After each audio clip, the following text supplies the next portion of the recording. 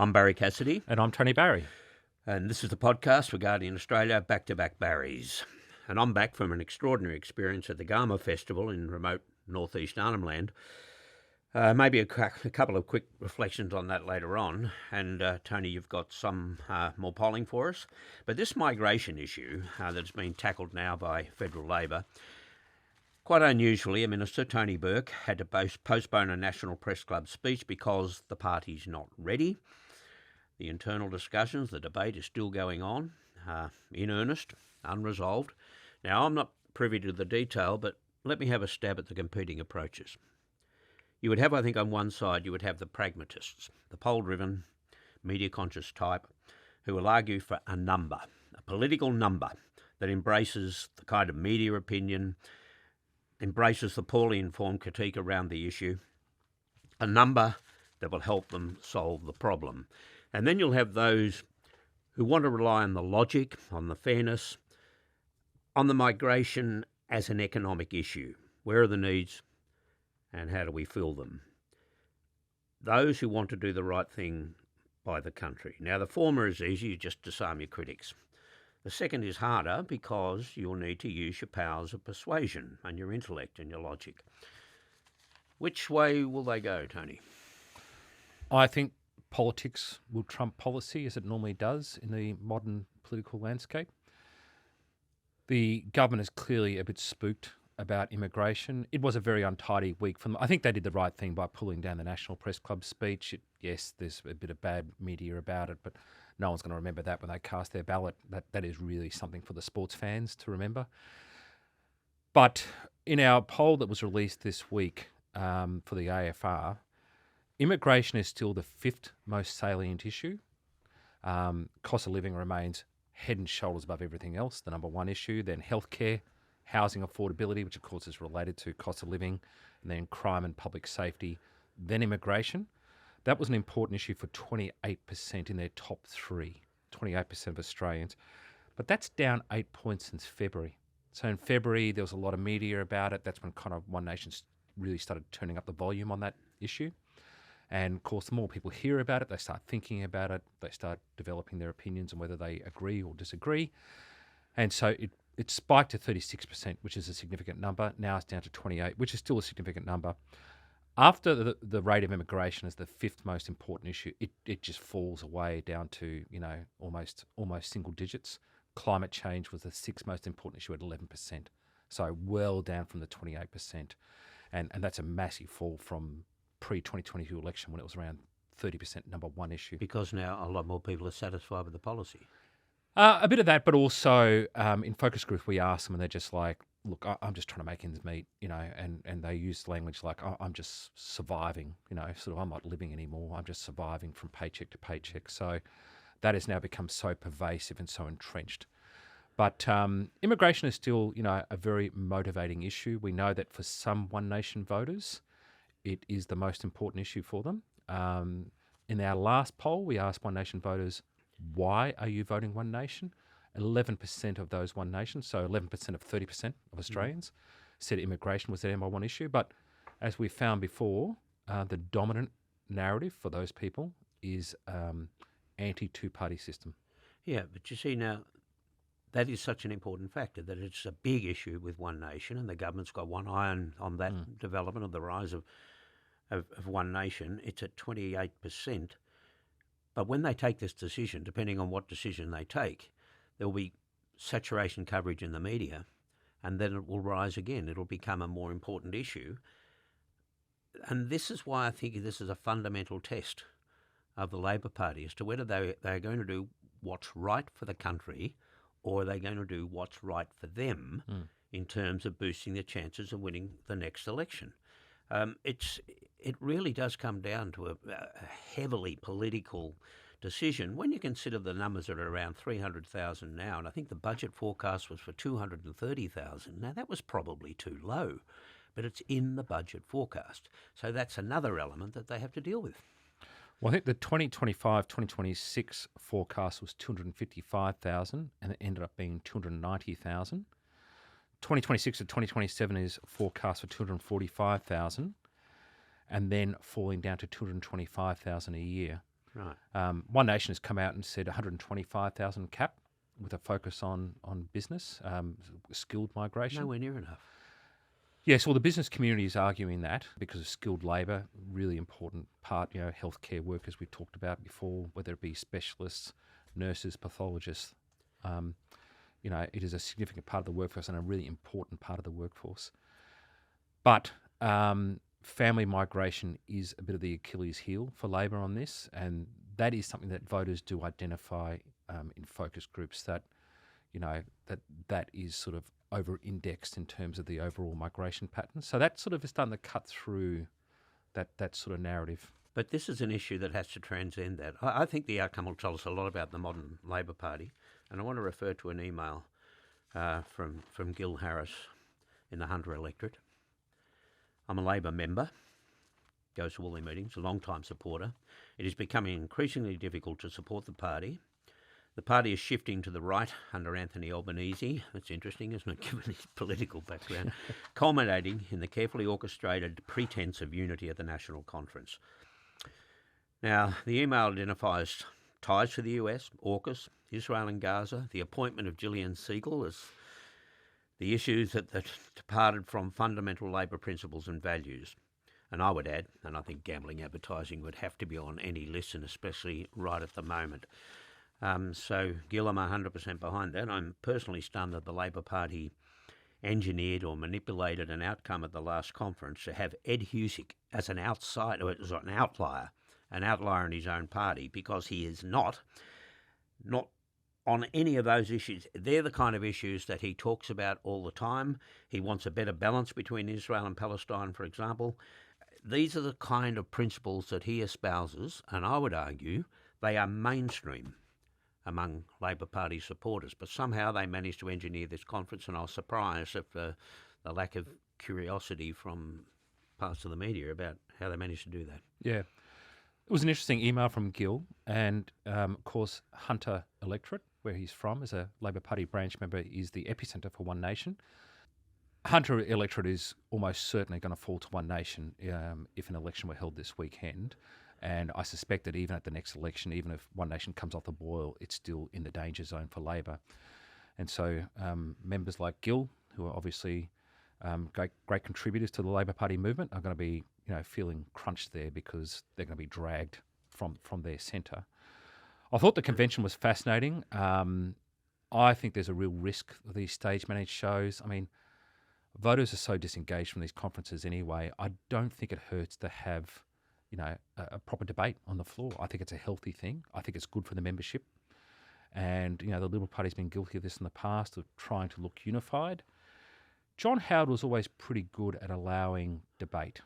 He allowed Geordie Moylan and the late Petro Georgiou and Russell Broadbent to have these debates about boat people, and recognising that you need to be unified and a strong position, but allowing them to have their say, because if you don't allow people to have their say, that's when things can come undone very quickly. Yeah, I agree with that. And the way that it worked like 30 years ago was that they did actually have those debates on the floor. They allowed people to have their say in a way now that they're kind of closed off 5 or 6 weeks in advance. They don't have the discussion. In the end, the result was the same. Yep. It would come down to 5 people in a back room, Yep. 2 from the right, 2 from the left, and 1 from centre left, and they would then go and tell all of the delegates what the result was, and they'd all put their hands up. So that's how it worked. But this is telling Labor Party supporters that we're not interested in these types of issues. Now, the gambling advertising thing, for example, that's now we're finally seeing backbenchers speak out on this. I don't know whether they understand this and they just haven't got the courage to take it on, but there is a groundswell of support now in the community for serious action on gambling advertising. But they are they're feeling that in one sense they're feeling political pressure, but it's more than that. They're being persuaded by the sports administrators and the companies and so on, and the media, the big media outlets who rely on the advertising as well, that this would be a big hit to their economies and to their operations, and they're taking the bait at this point. Again, they've got to decide. Yeah. I think how Albanese manages these relationships internally over the next 18 months is going to be really important for his success. And as we know, Populism is now finding a home elsewhere, and this is the biggest threat to the major parties at the moment. None of them are polling particularly well. Greens are always a threat on the left fringe of Labor Party. So that could start losing more support to the Greens. And similarly, those people that feel that they don't have a voice in the Labor movement, whether they be voters or members, you'll start seeing some fracturing on the left. And the left have got to understand too that it's not just about the embrace of populism. Their own parties have to resist that in some meaningful way, and I think the fight back is now starting to become evident among those who have traditionally voted for the Democrats in the United States and for Labor in Australia, like Abdul El-Sayed, who has now been nominated in Michigan in a very important Senate contest there, has identified Gaza. He wants a more a fairer approach from governments in the United States. He's the anti-establishment party candidate within the Democrats. That's part of the movement. Gill said that he would be interested in an exercise, right, to conduct focus groups. He's not asking this of Redbridge, but he's saying it should be internal. I'll send him an invoice. Yep. It should be internal, but with the party faithful only, right? Not the members, but those who have traditionally supported Labor, and ask them these kind of questions on the issues that have been identified and get a response. And, as I said, I'd throw gambling advertising into the list that was identified there. But I'd throw in another question. Ask them, who is the politician you most admire? Would it be Anthony Albanese, Penny Wong, Jim Chalmers, Richard Marles, or David Pocock? I wonder what the result would be, and I wonder whether they'd be game enough to ask the question.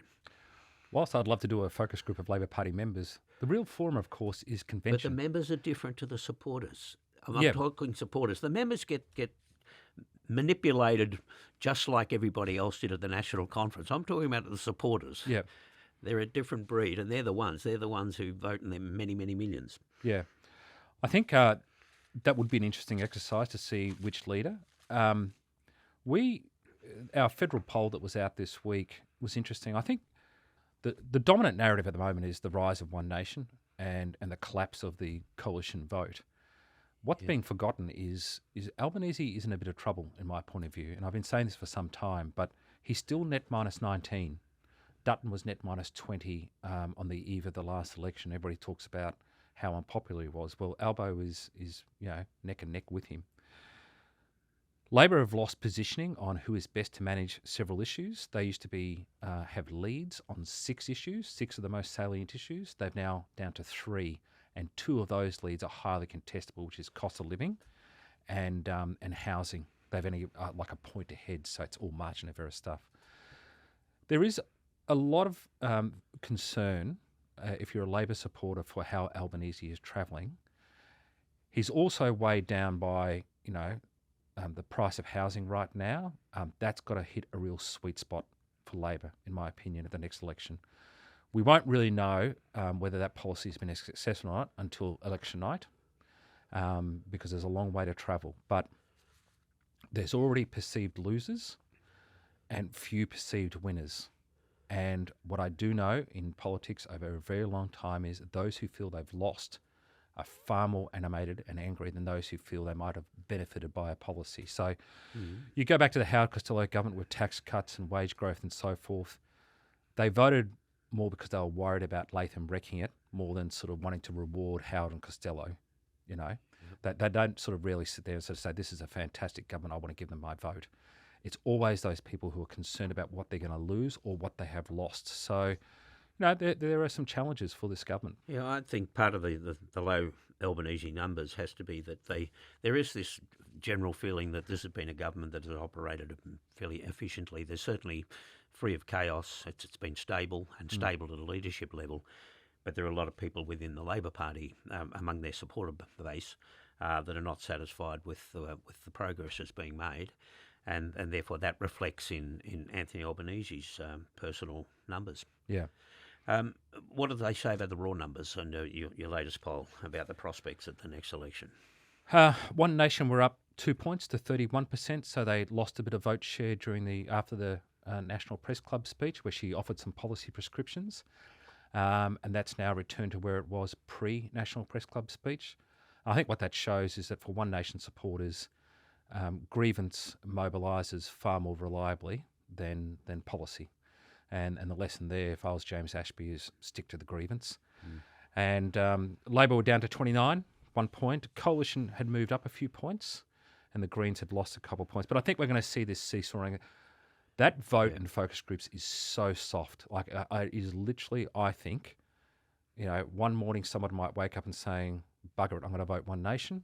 And then the next day they wake up in a slightly better mood and say, no, I'm going to stick with Labor.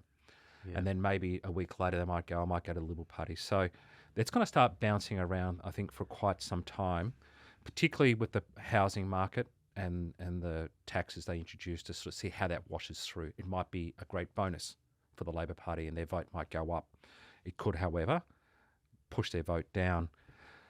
Albanese still net minus 19, Hanson net minus 10, Matthew Canavan was net 0, pun intended.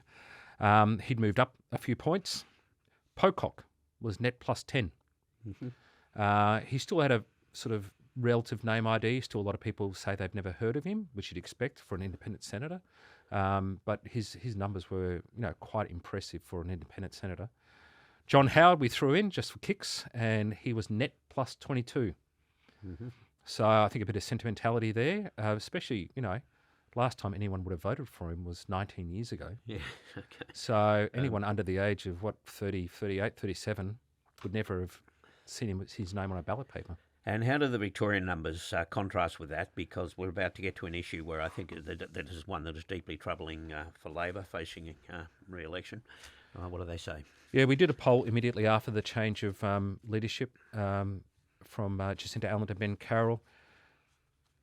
Look, it's heavy weather for the Labor Party right now. Their primary is down to 23. The coalition are at 30. Has it ever been at 23?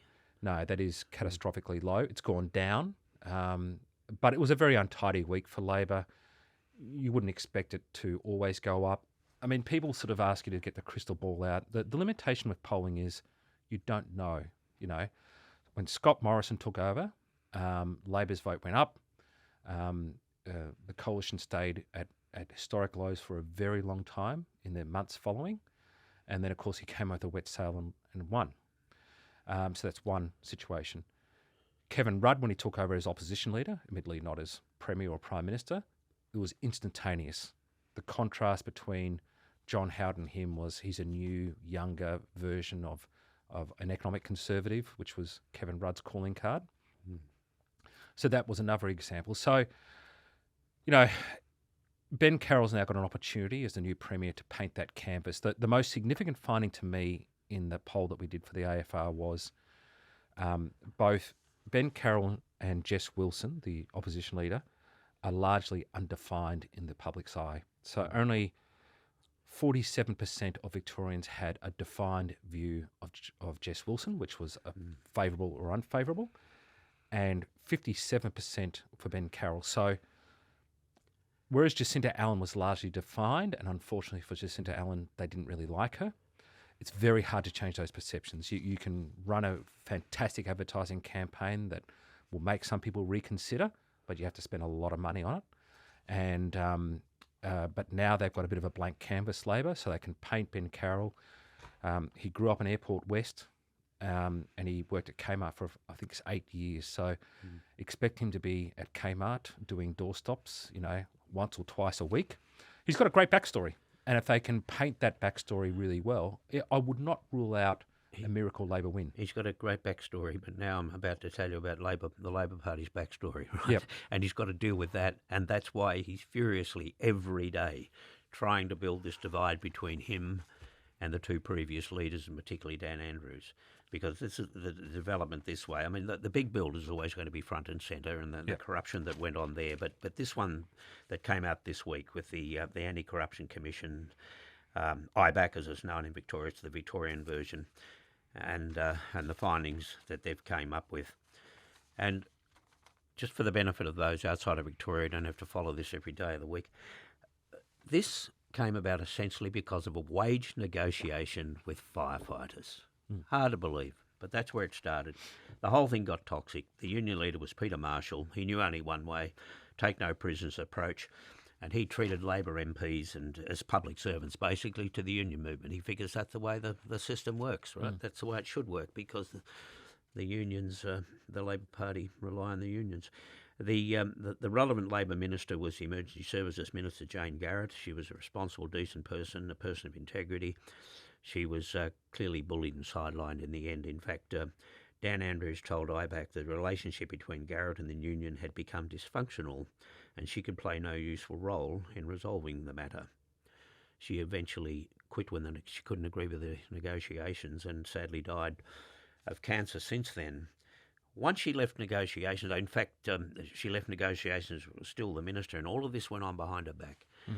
They then decided that they would go to the back rooms behind her back and figure it all out. And a new minister, Gavin Jennings, was roped in, and extraordinarily a public servant, the Deputy Secretary of the Premier's Department, a guy called Tony Bates. What he was doing there is beyond me, but he was there. IBAC found that the whole thing was contrary to government policy, contrary to procedures, convention, and the code of conduct. So that's the background to this. Both Peter Marshall and Dan Andrews' defence now is, well, there's no corruption. We said along there was no corruption. What there was, lack of policy, procedures, convention, code of conduct, the whole governance question, outrageous, no corruption. So let me just, before we go on about this, just explain why there was no finding of corruption. Because there are big differences between the way that Victoria operates with their Anti-Corruption Commission in New South Wales. In Victoria, you have to be guilty of a criminal offence for corruption to be alleged or stated against you, not in New South Wales. So you've got a tough system there, you've got a weak system in Victoria. So look, this is serious, it was concerning conduct, and it just gives you a sense now of the job ahead for Ben Carroll. He's making all the right noises, but he says that he's going to toughen up the Anti-Corruption Commission. He's already called a Royal Commission into the big build. The more trivial matters, the question of Dan Andrews' statue, of course, has to be dealt with. He's got to find a way of seeing that that doesn't proceed. He's making all the right noises, but boy, he's going to have to be very active, and he's going to have to get the party behind him to build the distance that's required. Not only build the distance, but to get the system right, to get it working again. The only way he's going to win is to be the change that voters want right now.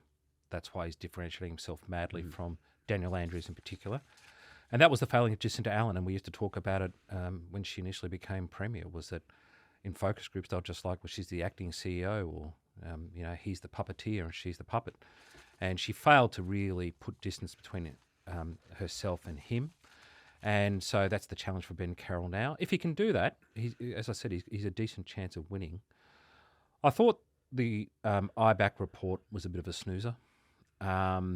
Yes, processes, it was very odd that the public servant should be there, and inappropriate, I would have thought.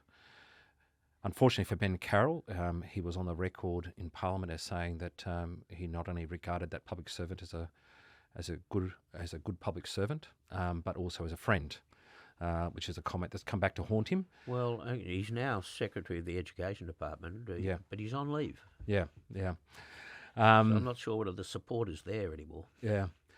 The most stark thing to me between the IBAC report and what's happening in New South Wales with ICAC is that this was a closed session, whereas ICAC is live and journalists watching it, and reporting on it in real time, text messages and so forth. So it comes down to why all the secrecy? Why is, ICAC sort of open? They had Gladys on the stand and it was all reported. And why does IBAC keep it all under wraps? Yeah, see, now you get into this debate about who has the better system, New South Wales or Victoria. In New South Wales, when Gladys Berejiklian lost her job, it was not, as some of her supporters would say, because she just happened to, hook up with the wrong guy. It's the way that she handled that relationship with the wrong guy that cost her in the end. But having said that, if somebody in Victoria was found to have done precisely that, the price would have been far less. Yeah. Right? There wouldn't have been the same thing. In Victoria, if it's not criminal, they can seem to wave it away. The fact that it's unethical, improper, and it's an attack on the body politic and the whole bit, right? It's just a different judgment. And there needs to be debate because in New South Wales, they say we're too tough. In Victoria, well, they'll say they're too weak. You can't meet in the middle. It's got to be one or the other. Either you, there's no compromise around this. You've got to choose one system or the other. And I think the public will say, well, I'll take the strong one. I can't believe I'm defending a union leader, but I thought Peter Marshall's conduct. Oh, look, you can text messages at 2 a.m. It's a bit manic. He's not the only person to have done that in the political landscape, but I think it just guarantees him life membership of the firefighters union. It looks like he was fighting for his people. But it's how you fight. It's how you conduct the fight, and it's just not good enough. And for the Labor government to fold out of fear, and I don't know what that fear was. Maybe we'll know one day. But he had, as they found in the inquiry, that he had extraordinary influence within the government, way beyond. But I think that's the influence, way beyond the influence of your average union leader. They wouldn't have said that for no reason. There was something there. Yeah, but I think that's his job. It's the job of BCA, ACCI, Master Builders. Well, you'd all hope these they people. do it with a bit more integrity than that. Well, yeah, look, I mean, I'm not privy to the evidence. I just saw the report.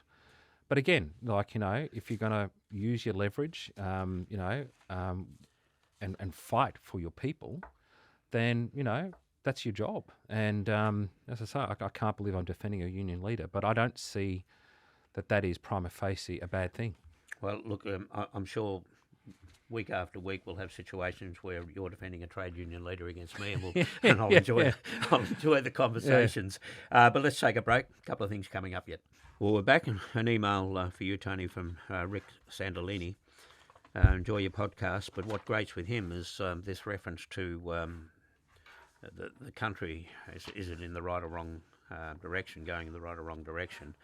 And he said, fine, but what do you mean by the wrong direction? I might be a Green voter who wants tougher action on climate change. I might be a One Nation supporter who wants to crack down on migrants. Right or wrong direction, it invites people from all sides really to interpret that in their own way. Yep. Excellent question, and I happily have an answer for Rick. We do actually ask, when we ask them, is it right direction or wrong direction, then they go off into different streams. So those who say right, we ask them, what's your evidence of that? And we do that in focus groups as well. But we wanted to do it quantitatively. And then those who say wrong, we said, why? Why did you say wrong? And we let them, it's open-ended questions rather than giving them a laundry list of why I think, although we have a fair idea based on focus groups.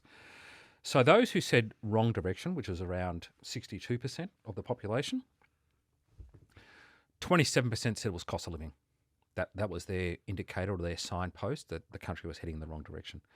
24% said the major parties have failed. It's an anti-two-party system, the anti-establishment, hence the One Nation rise. That's combined 51%. Immigration was 11% for people, the rate of immigration. So that's 62% combined. But and what rate, up or down? You might have people think it's too much. Yeah, too high. Which is about kind of fringe One Nation, sort of, the core of their support. So, economy was 9. So, for a lot of people, it just comes down to economic insecurity and anger against the two-party system.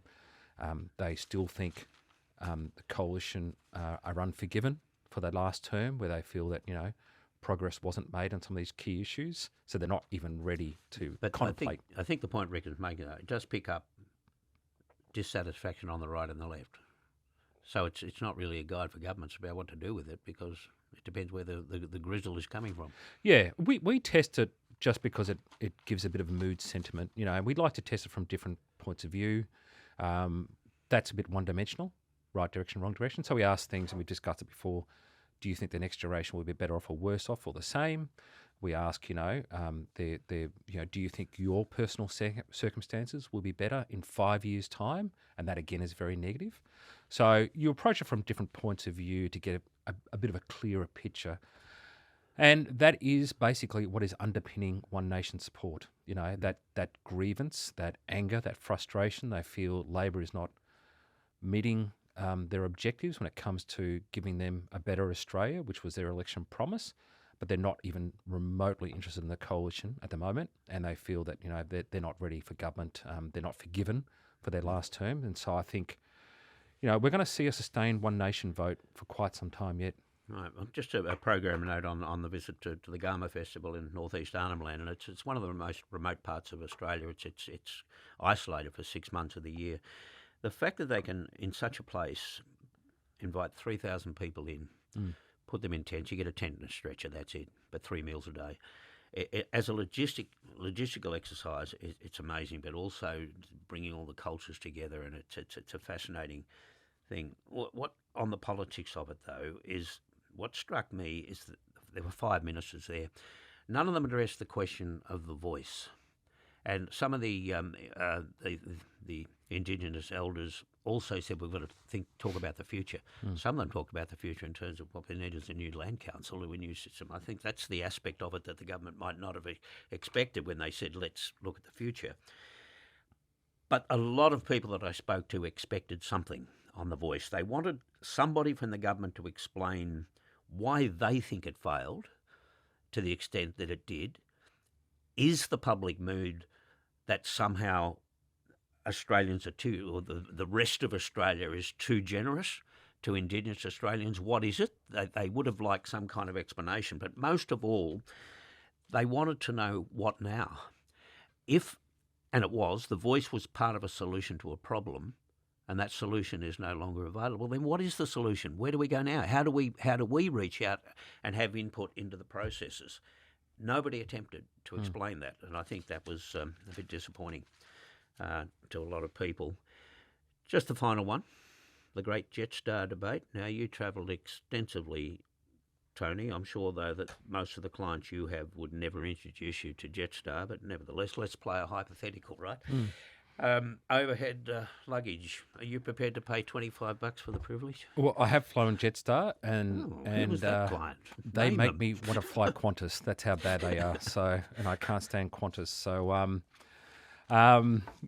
look, Joe Aston wrote a really interesting piece, and he's a bit of an aviation geek. He used to work for Qantas, and of course, he sort of, wouldn't say single-handedly brought down Alan Joyce, but he drove a lot of that played a big role. Pressure. Yeah, and wrote a fascinating book about him as well. And of course, Alan Joyce has just released his biography, where Joe Aston said that after 2 or 3 years of deep reflection, he's decided he was right, and he didn't do anything wrong, and it was just his timing. So Joe Aston wrote that Qantas are now moving to more of a premium carrier. Particularly internationally, with A380s, the double-decker planes being phased out, where they're able to carry first-class, business, premium economy, and then a huge economy load.